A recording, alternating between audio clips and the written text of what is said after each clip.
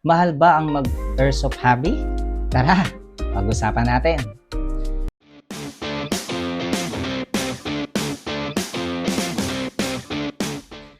Hello mga ka-hobby! It's me again, Arnold G, ang inyong hobby buddy. So, yung video natin today is about do sa nagtanong kay Sir Jasmoto na tinanong niya po is kung mahal daw mag-hobby ng airsoft. Kung mapapansin nyo, mga ka-hobby, no, nandito po lahat yung mga naging hobby ko na. So, kung hindi nyo ba itatanong, maliit na ano is, kaya po Arnold Hobbies. Talaga nag-hobby po ako since, I think, 2010. Ang una ko pong hobby is yung RC helicopter. Ito siya, o RC heli. Actually, meron po ako malaki nito. 450 size, no? Ito yung una kong hobby. Ito na lang yung natira kasi mura na lang siya. And durable. Hindi po katulad yung mga nakukuna ko, yung malalaki. Talagang pag nag-crash ka is gagastos ka talaga. So medyo expensive ng konti. Medyo bibili ka talaga ng mga parts. Compare po dito, durable siya. Ang pinag-uusapan po natin mga kahabi, no? Yung mga itong klaseng RC, hindi siya toy grade. Hobby grade po ang tawag dito. So kung nag-crash man to, may mabibili pa akong mga parts. So, hindi ko na po isa-isa yung anong parts para lang po ano. And then, nag-ship po ako sa airplane, RC airplane, ito po yun. Ito yung kauna-ano kong RC plane. So, meron pa po ako doon, hindi ko na po dinala rito kasi baka sabihin na naman ibang yabang-yabang ko naman po. No? So, ang tawag po dito is EPO, hindi po siya styrofoam, no?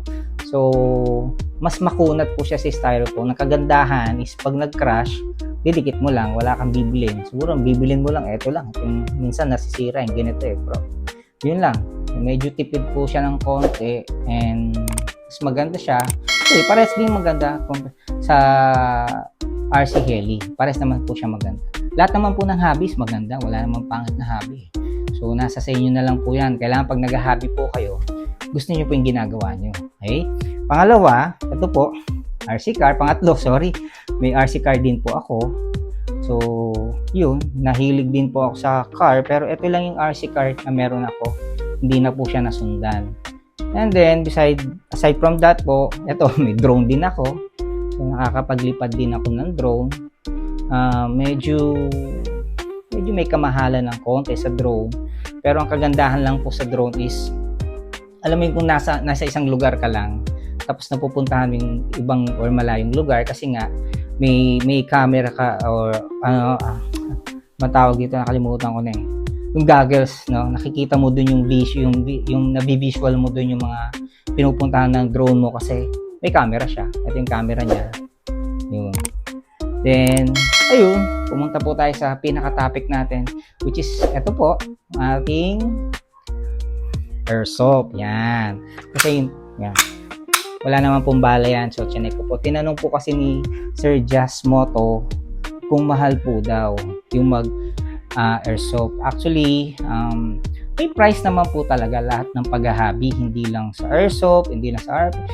Meron pa nga nag-hobby. Talagang mamahalin yung mga hobby nila. Pero, para sa akin po, personal opinion, parang hindi naman para sa amin yung iniisip na namin yung price. Ang iniisip kasi namin yung yung magi-enjoy ka. Yun yung number one factor Magi-enjoy ka. Tapos yung mga stress sa buhay, minsan nakakalimutan, panandali, nakakalimutan, di ba? And makakamit ka ng iba-ibang tao. Minsan yung kagroup mo or kaibigan mo dito, kaibigan din yung naging kaibigan mo doon sa kabilang group.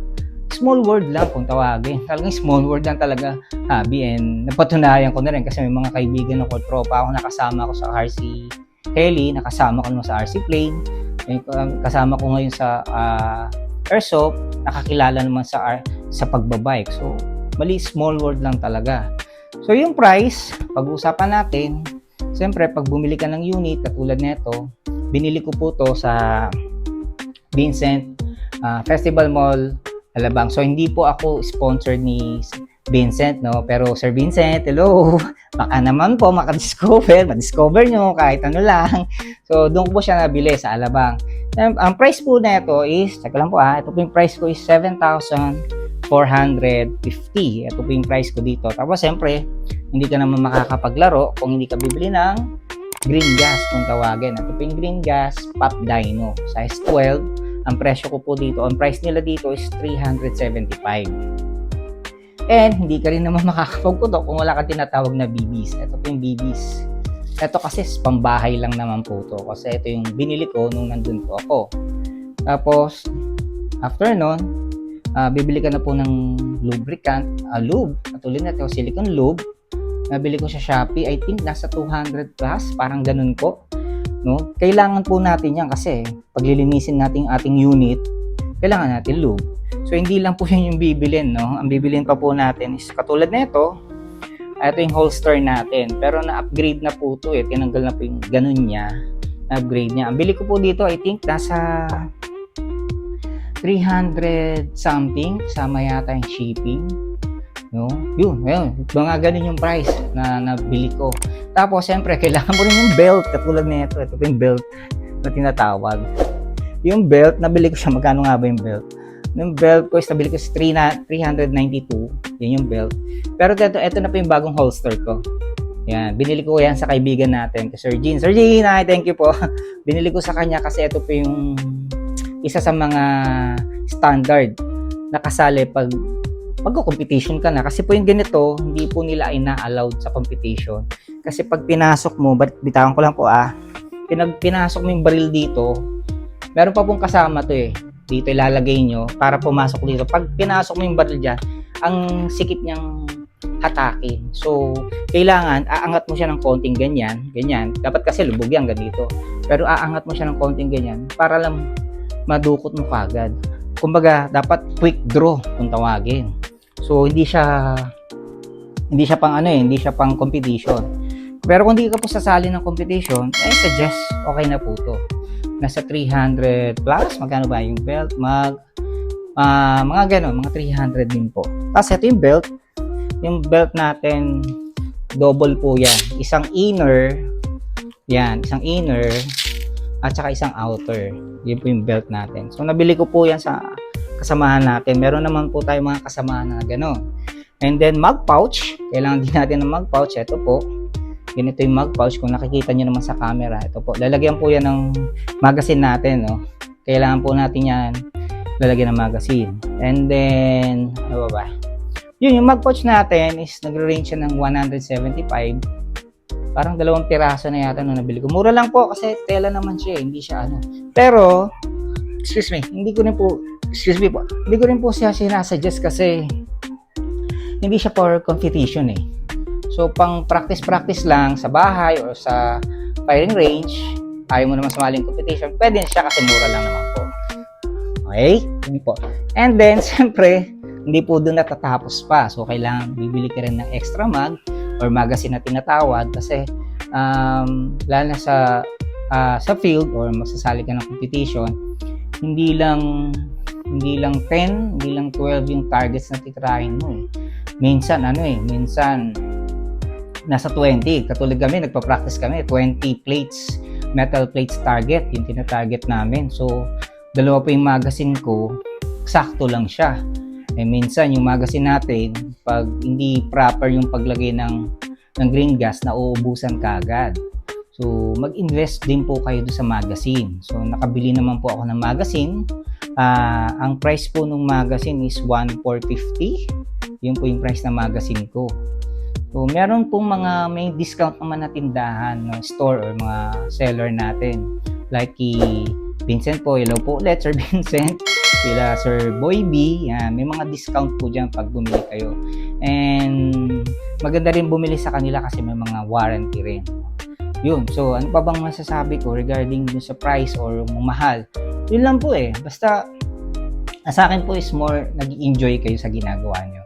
Kasi pag nag-enjoy po kayo, I'm sure na makakalimutan yung price.